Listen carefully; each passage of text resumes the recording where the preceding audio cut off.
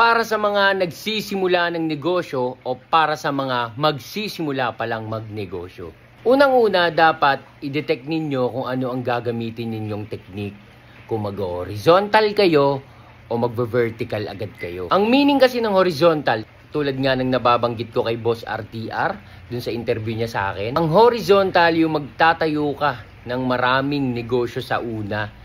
Hahanapin mo kung ano yung pinaka-kumikita at kung saan ka pinaka-nag-e-enjoy. Kapag nakita mo ang isang pinaka-pinagkakitaan mo at pinaka-nag-e-enjoy ka, dun ka na mag-vertical. Pipili ka na ng isa para ituloy-tuloy na yun. Ano ang ginawa ko kay Welty? Base sa experience ko, bali ang ginawa ko is nag-vertical agad kami. Hindi na namin naranasan mag-horizontal. Bakit? Nung pag-try namin ng isang business model, isang negosyo lang, na yun nga yung Welty, hindi na ako humanap pa ng iba.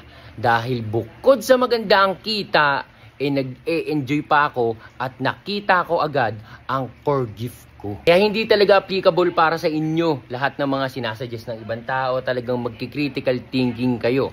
Tulad niyan, sa akin gumana yung vertical, yung iba nag-horizontal, nagtayo ng multiple business. Sa akin baka gayahin nyo ako kasi si Mr. VDR nga nag-vertical, so nagpumili siya ng isang negosyo, then okay na yun, tinuloy-tuloy niya na. Baka gayahin nyo yun. So depende sa tao, depende sa sitwasyon.